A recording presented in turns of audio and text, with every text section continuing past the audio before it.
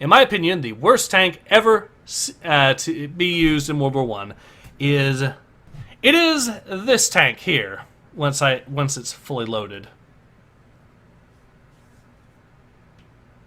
The Schneider. the Schneider.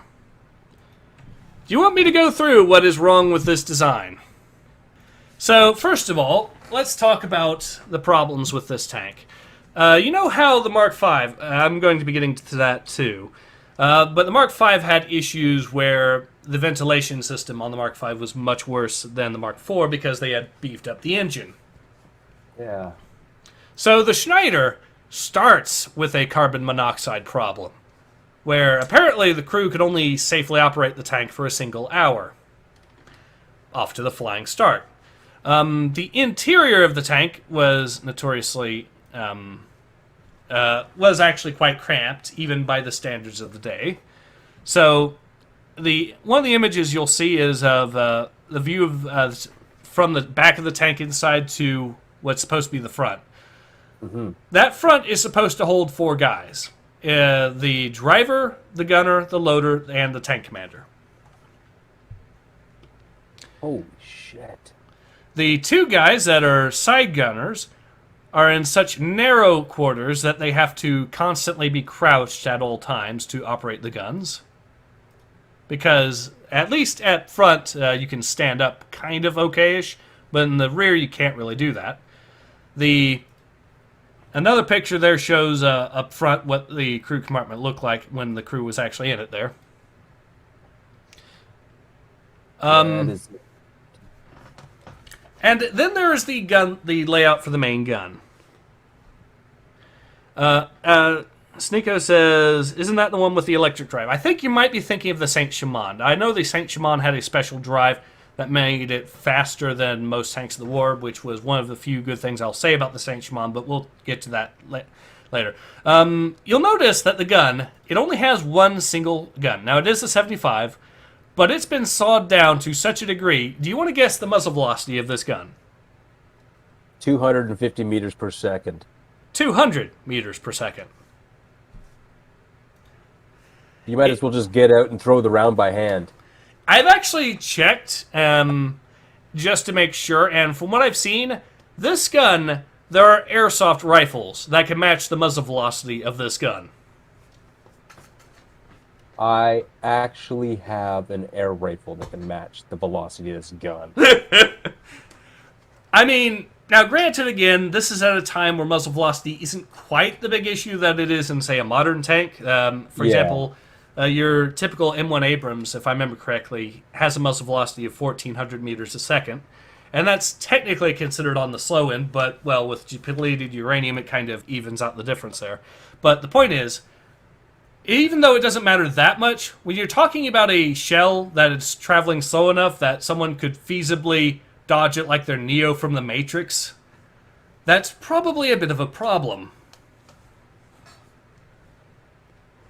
Well, it's a good thing they didn't have smartphones or, Snapchat back then, because, guys would be just trying to do that.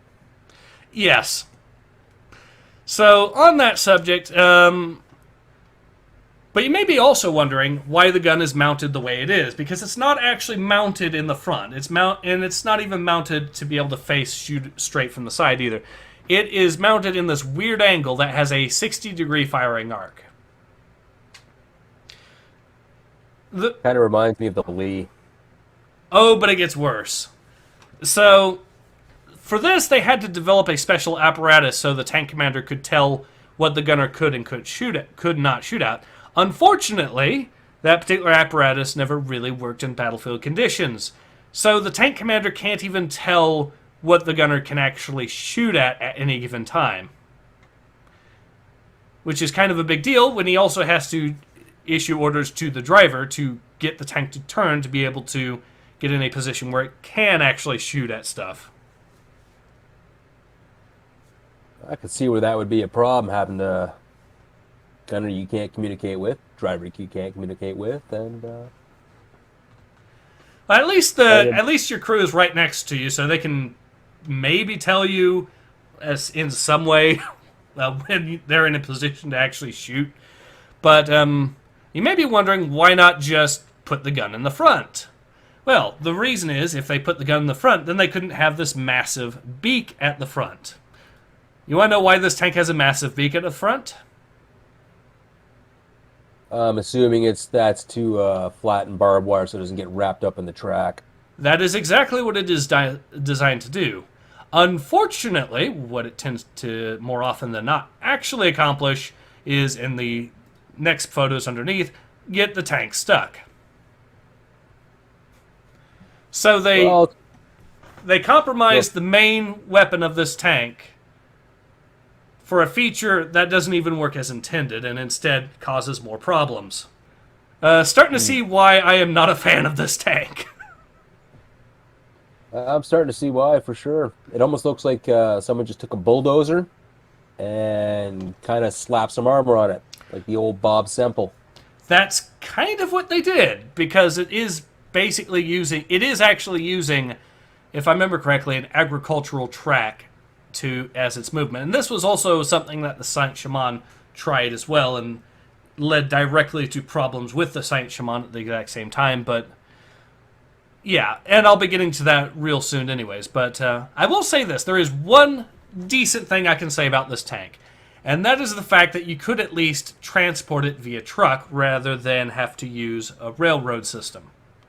At least in theory. So, at a time when these tanks were moving as slow as they were, that's kind of a big deal. But, yeah.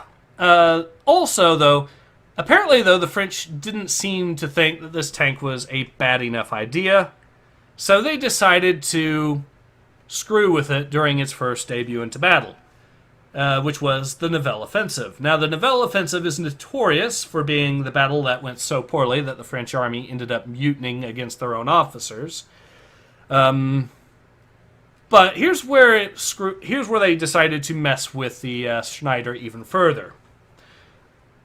They decided, for whatever reason, to issue the crew extra fuel into spare fuel cans that were mounted externally.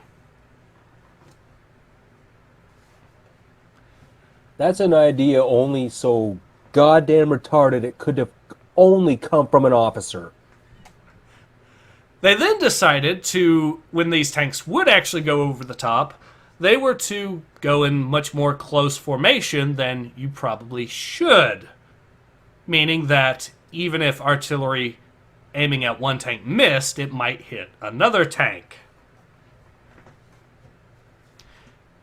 And then, to top this all off, the general in charge of this whole attack, Robert Nivelle, was very lax with security. As such, the Germans knew well in advance where the French would be attacking, and they also knew that the French were going to be sending tanks. So they equipped their German infantry with K-bullets to deal with the tanks, which it turns out the K-bullet can actually punch right through the armor on the side of these things. And they also, of course, prepared the artillery to do its thing. And the results are pretty much exactly what you'd expect.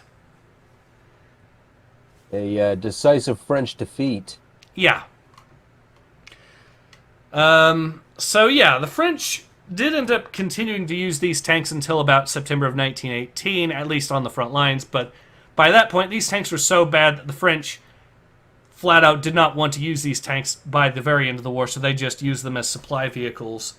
A lot of these, by the way, they would have that front beak removed, which considerably improved off-road performance, it turns out. Well, that's essentially a giant wedge and a brake. Yeah. There is one other thing. Apparently this tank had spaced armor. Not really that much of an advantage, given the armor on its thinnest was 6 millimeters, but still something, I guess.